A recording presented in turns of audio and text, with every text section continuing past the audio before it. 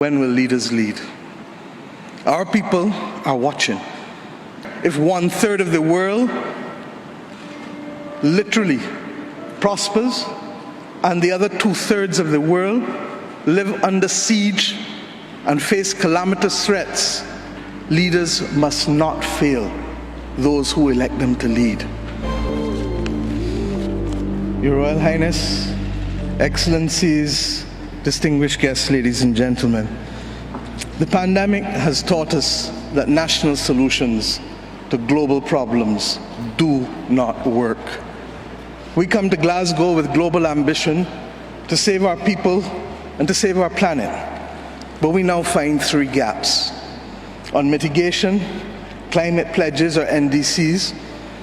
Without more, we will leave the world on a pathway to 2.7 degrees, and with more, we are still likely to get to 2 degrees. These commitments made by some are based on technologies yet to be developed, and this is at best reckless and at worst dangerous.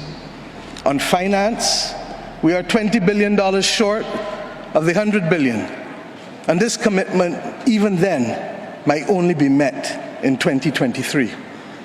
On adaptation finance remains only at 25%, not the 50-50 split that was promised nor needed given the warming that is already taking place on this earth.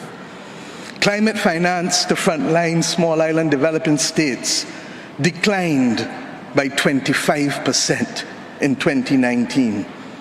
Failure to provide the critical finance and that of loss and damage is measured, my friends, in lives and livelihoods in our communities. This is immoral and it is unjust. If Glasgow is to deliver on the promises of Paris, it must close these three gaps. So I ask to you, what must we say to our people living on the front line in the Caribbean, in Africa, in Latin America, in the Pacific, when both ambition and regrettably some of the needed faces at Glasgow are not present? What excuse should we give for the failure? In the words of that Caribbean icon, Eddie Grant, will they mourn us on the front line? When will we, as world leaders across the world, address the pressing issues that are truly causing our people angst and worry, whether it is climate or whether it is vaccines? Simply put, when will leaders lead? Our people are watching, and our people are taking note. And are we really going to leave Scotland without the resolve and the ambition that is sorely needed to save lives and to save our planet? How many more voices and how many more pictures of people must we see on these screens without being able to move? Or are we so blinded and hardened that we can no longer appreciate the cries of humanity? I have been saying to Barbadians for many years that many hands make light work. Today, we need the correct mix of voices, ambition, and action. Do some leaders in this world believe that they can survive and thrive on their own? Have they not learned from the pandemic? Can there be peace and prosperity if 1/3 of the world literally prospers and the other 2/3 of the world live under siege and face calamitous threats to our well-being? What the world needs now, my friends, is that which is within the ambit of less than 200 persons who are willing and prepared to lead. Leaders must not fail those who elect them to lead. And I say to you, there is a sword that can cut down this Gordian knot, and it has been wielded before. The central banks of the wealthiest countries engaged in $25 trillion of quantitative easing in the last 13 years. 25 trillion. Of that, 9 trillion was in the last 18 months to fight the pandemic. Had we used that 25 trillion to purchase bonds, to finance the energy transition, or the transition of how we eat, or how we move ourselves in transport, we would now today be reaching that 1.5 degrees limit that is so vital to us. I say to you today in Glasgow that an annual increase in the SDRs of $500 billion a year for 20 years, put in a trust to finance the transition, is the real gap, Secretary General, that we need to close, not the 50 billion being proposed for adaptation. And if 500 billion sounds big to you, guess what? It is just 2% of the 25 trillion. This is the sword we need to wield. Our excitement 1 hour into this event is far less than it was 6 months ago leading up to this event.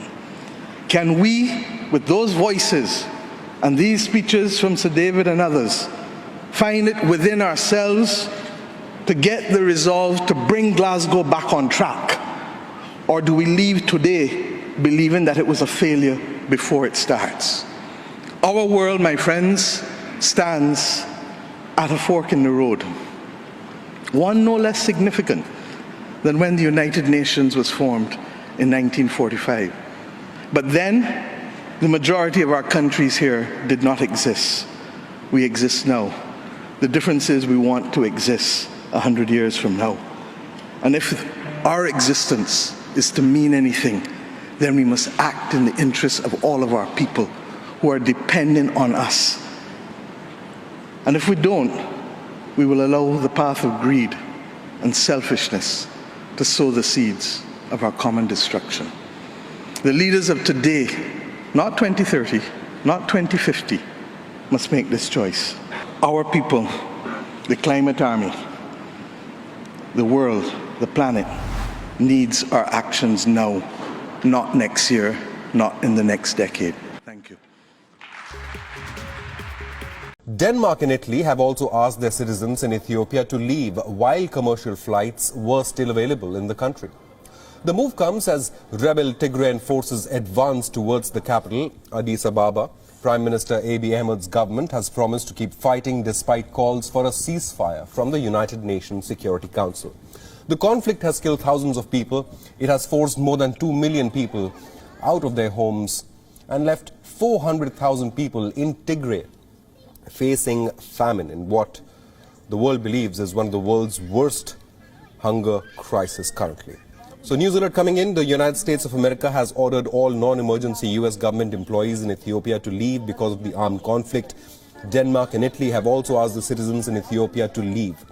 Prime Minister Abiy Ahmed's government, which has been embroiled in a year-long war against Tigrayan forces, has promised to keep fighting despite calls for a ceasefire from African nations, Western states and the United Nations Security Council. Now we're getting a statement from the US Embassy. It says, quote, "Incidents of civil unrest and ethnic violence are occurring without warning. The situation may escalate further and may cause supply chain shortages, communications blackouts and travel disruptions," unquote. That's a statement from the US Embassy as it has asked its non-essential employees to leave Ethiopia.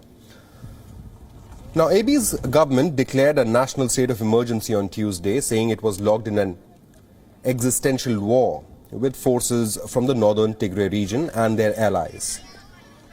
Now, Tigray People's Liberation Front spokesperson accused Abiy of using the state of emergency to arrest thousands of Tigrayans and other rebels. Now, the TPLF recently unveiled an alliance with other factions. This was on Friday, aiming to remove Abiy Ahmed from power, saying this would be done by force if needed. The government condemned the move, saying Abiy had a mandate to rule because of a landslide election win in June. Now, the conflict in northern Ethiopia started a year ago when forces loyal to the TPLF seized military bases in the Tigray region. In response, Abiy Ahmed sent troops who initially drove the TPLF out of the region and the regional capital, but they have faced a sharp reversal since June this year.